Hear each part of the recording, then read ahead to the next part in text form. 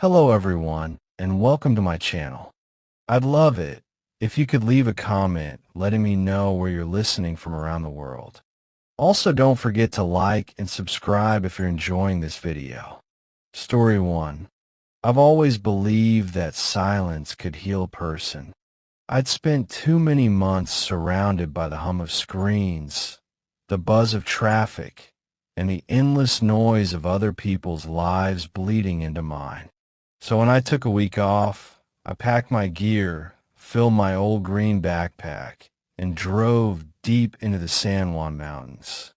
I didn't tell anyone exactly where I was going. I wanted it that way. No phone, no noise, no people.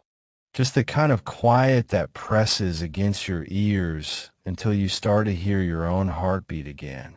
The drive up was beautiful. The sun spilling over the ridges, the trees trembling with wind. But by the time I reached the clearing I'd chosen, daylight was slipping behind the peaks. I pitched my small gray tent beside a stream, built a little fire, and ate from a can of chili I'd heated on the flame. The air was sharp, clean, filled with pine and cold earth. I felt light, like I'd finally stepped out of my own skin. That first night, I slept harder than I had in years. The kind of sleep that doesn't even have dreams. When I woke up, it was morning, and everything was perfect. Birds flickered between branches, and the water murmured over stones like a lullaby. I spent the day hiking, writing a few lines in my notebook, and just breathing. But that peace didn't last. It was sometime after midnight on the second night when I woke up. No noise at first, just that weird instinct. The one that tells you something's wrong even before your brain knows what it is. My tent was cold. The fire outside had burned out hours ago. The forest was absolutely still. Then I heard it. Footsteps. Slow, steady, circling the tent. Not like an animal.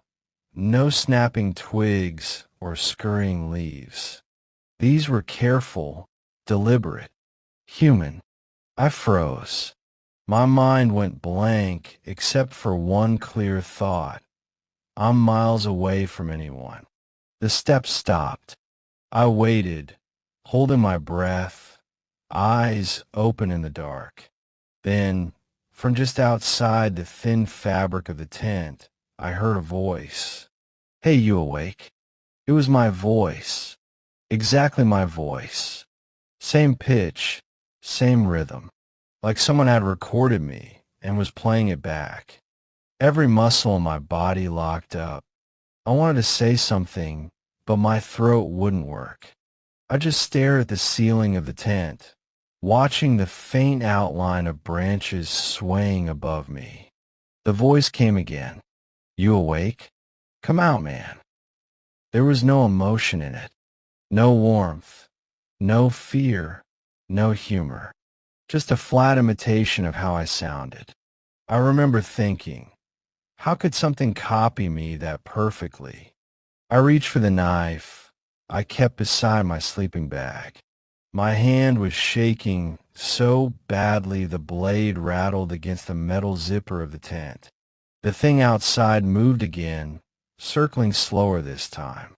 It brushed against the nylon, and I swear I could hear it breathing. Then came a sound that still turns my stomach when I think about it. A scrape like claws dragging down the fabric, gentle but deliberate from top to bottom. I whispered a prayer under my breath. Not that I'm particularly religious, but in that moment, I was ready to believe in anything that could save me. Then silence. I lay there for what felt like hours, listening. The woods were dead quiet.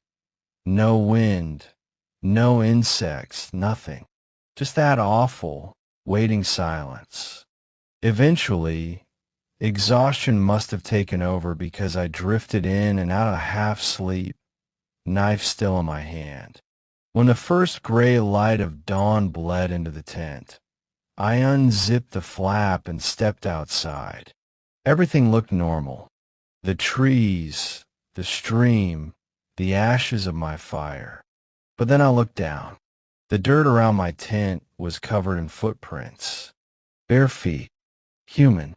They circled the tent again and again, dozens of them, pressed deep into the soil like whoever, or whatever, it was had been walking there for hours.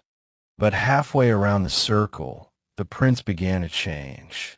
The toes stretched longer, the heels sank deeper, and then, a few feet later, the shape of them twisted into something that wasn't human at all. Hoof prints. I stared until my eyes blurred. They went on for about 20 feet before they simply stopped, like the creature had vanished into thin air. I packed up my gear in 15 minutes. Didn't even eat breakfast. I hiked the entire day without stopping once, heart hammering, feeling watched the whole way down the mountain. When I finally reached my truck and started the engine, I looked into the rearview mirror and swore I saw movement between the trees. Just a flicker of pale skin and a shadow ducking behind a trunk. I didn't wait to confirm it. It's been over a year since that night, and I still can't shake it. Sometimes I wake up in my apartment at 2 a.m. Sure, I've heard someone walking around. I'll play back old videos on my phone, clips of me talking, and my stomach twists, because sometimes the voice doesn't sound like me. It sounds like that. The same flat tone, the same rhythm, the same whisper that asked, asterisk, you awake? Asterisk. And every time I hear it, I can still smell that cold mountain air, still see those prints fading into nothing. I don't go camping anymore. I don't go anywhere I can't see what's standing outside. And if I ever hear my voice coming from the dark again, I don't think I'll survive listening to what it says next. Story 2. It was the kind of summer that makes your skin stick to everything you touch, dry, cruel heat that hummed through the Utah air like electricity. My brother Nate and I were staying at our grandparents' ranch, an old place surrounded by hills, with barbed wire fences and wind that never quite died. It was supposed to be a quiet couple of weeks, feeding the horses, mending fences, drinking cold soda on the porch. But something was wrong that summer. Even the animals knew it. They'd been uneasy. The horses refused to go near the north pasture. The dogs wouldn't bark at night, only whimper under the porch like they could smell something we couldn't. I remember Grandpa telling us once, if the dogs go silent, something's walking that shouldn't be.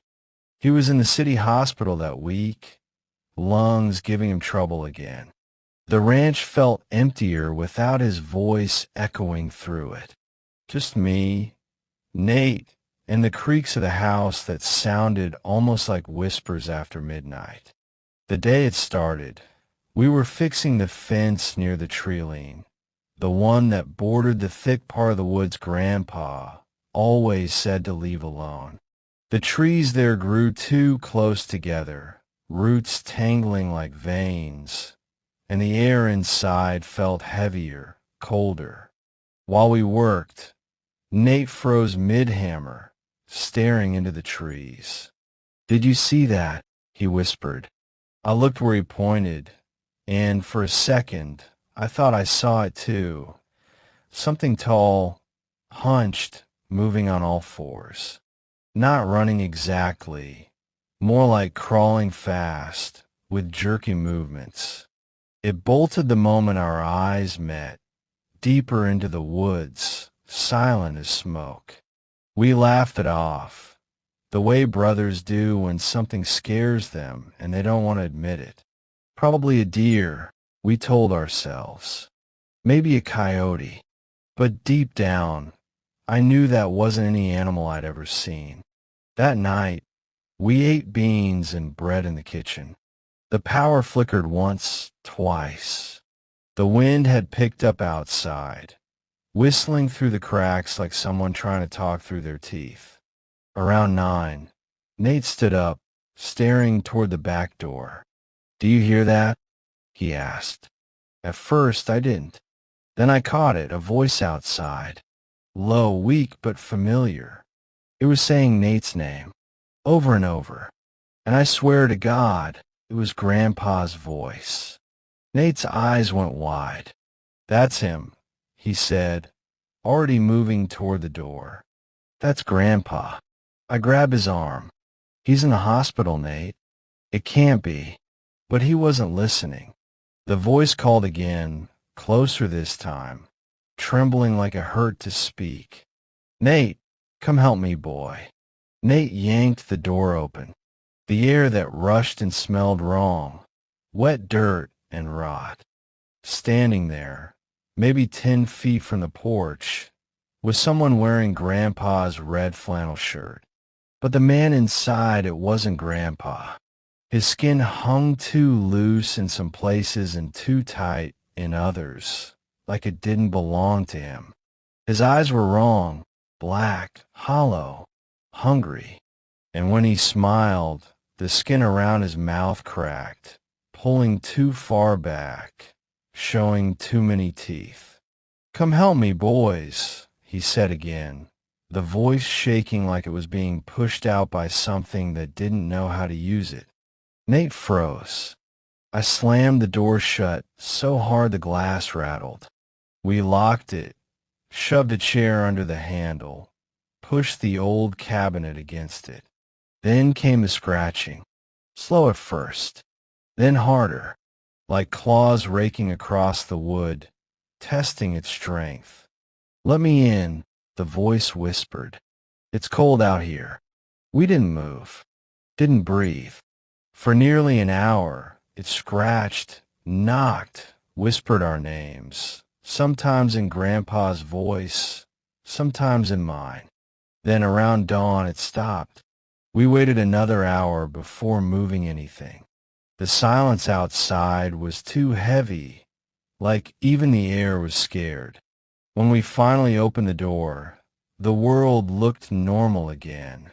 Sunlight creeping through the hills, birds chirping like nothing had happened, except for the footprints. They started at the porch and went out toward the woods. Bare feet, human-sized, but each step had a deep claw mark dragging behind it, cutting through the dirt like a knife. Nate stared at them for a long time, his face pale, his hands shaking. He didn't say a word. Later that day, we got a call from Mom. Grandpa had passed away in the night, around midnight, the same time the thing outside started talking. We left the ranch that afternoon. Haven't been back since. Grandpa's place is still there, rotting, abandoned, swallowed up by weeds. But sometimes when the wind shifts at night, I swear I can still hear it. That voice calling from somewhere just past the trees. "Nate, come help me, boy." And even after all this time, part of me still wonders, did something crawl out of those woods wearing Grandpa's face? Or did it take his skin and go looking for another? Because 2 months later, Nate stopped answering my calls. And when I went by his apartment to check on him, the neighbors said they'd seen him standing outside late at night, wearing a red flannel shirt and smiling too wide. Story 3. I've been driving trucks for 20 years, and I've seen my fair share of strange things out on the road. Ghost lights, broken down cars that disappear when you turn around, even a hitchhiker once who wasn't there when I checked the mirrors. But nothing, not one damn thing, has ever stuck with me like that night on Highway 89. It was late, around 3 in the morning, and I was running behind on a delivery. I was hauling through Navajo Nation, heading north toward Flagstaff. If you've ever been out there at night, You know what I mean when I say the darkness feels different. It's heavy. The sky swallows the stars, and the desert feels endless. Like it's alive, waiting. I remember the road stretched out ahead of me in perfect silence, except for the low hum of the tires. I had the CB on, though I rarely use it that time of night. Nobody's out there at 3 a.m. in the middle of the desert. Nobody's sane, anyway. Then, out of nowhere, the radio crackled. Static, faint at first, then a voice. "Hey, you lost." I frowned, leaned forward, and looked at the radio. The voice was low and ragged, like an old tape being played too slow. I didn't respond. Sometimes you catch interference from other truckers on weird frequencies, but this didn't sound like that. A pause. Then, clearer. "Driver of the white Peterbilt. You should stop. Something's wrong with your back tires." My hands went cold, because I was driving a white Peterbilt. For a second, I told myself it was coincidence. Maybe someone saw me earlier and was trying to be helpful. But how the hell would they know my rig's color, or the exact words to make my skin crawl like that? Still, paranoia wins in this line of work. I slowed down, easing onto the shoulder. The desert spread out flat and dead on both sides. Nothing but scrub brush and sand under the full moon. I climbed out, the gravel crunching under my boots, and checked my lights front, then back. Everything looked fine. No flat, no smoke, nothing. Then I heard it. Footsteps. Slow, uneven, coming up behind me. I turned, and there he was, walking straight down the yellow line toward me. A man, barefoot, wearing nothing but ripped jeans that hung off his hips. No shirt, no shoes, no reason to be there. His skin looked too pale, almost gray in the moonlight, like it hadn't seen the sun in years. And his eyes, God, his eyes reflected red, like an animal caught in a headlight. He was mumbling something under his breath, words I couldn't make out. Sounded like a prayer, but wrong. Twisted. He stopped a few feet away and pointed at the rear of my truck. "Your tires," he said. His voice was low and dry, but it wasn't his voice that made me step back. It was his hand. The bones were wrong. The fingers bent backward, the joints stretched like rubber bands. His arm twitched as he pointed, like the muscles didn't know how to move right. I said something stupid like, "I'm fine, man," and started backing toward the cab. But the man just smiled, too wide, too calm, and I saw the skin at the corner of his mouth crack, like it didn't belong to him. Then, in the same voice, he said, "Better hurry, driver." I didn't need to be told twice. I bolted for the cab, slammed the door shut, and hit the lock. My hand was shaking so bad, I dropped the keys once before jamming them into the ignition. The moment the engine roared to life, the CB radio crackled again. But it wasn't static this time. It was laughter. My laughter. The same tone, same pitch, only it dragged out, distorted like someone was mocking me from the other side of the speaker. "Better hurry, driver." It whispered through the static, followed by another burst of laughter that sounded wet and broken. I floored it. Tires screeched, gravel sprayed, and the desert blurred past in streaks of black and white. My pulse hammered in my ears, but even over the roar of the engine, I could still hear that laughter chasing me through the radio. Then I saw in the mirrors something running beside the truck. It was keeping pace at 60 miles an hour, easy, I couldn't see details, just a long, twisted shape, arms and legs bending too far as it sprinted through the desert, keeping up with me. For a second, its face turned toward me, and I swear to God, it was wearing my face. The same eyes, same mouth, except for the grin that stretched halfway to its ears. I shut my eyes for half a second and prayed. When I opened them again, it was gone. The rest of the drive was a blur. I didn't stop until dawn, pulling into a gas station just outside Flagstaff. I sat there for maybe 10 minutes, just breathing, trying to convince myself I hadn't gone crazy. Then I remembered the dash cam. My stomach turned cold. Part of me wanted to leave it alone, pretend none of it happened. But curiosity is a cruel thing. I replayed the footage on my phone. At first, it was nothing but black road and headlights. Then, right about where the voice came on the radio, there was something moving in the shadows, running, keeping up with the truck. The frame flickered, but for 30 long seconds, you could see it clear as day. Its arms bent backward like an animal's, its head tilted wrong, and when it looked toward the camera, its eyes glowed red. I deleted the video right then. I don't know why.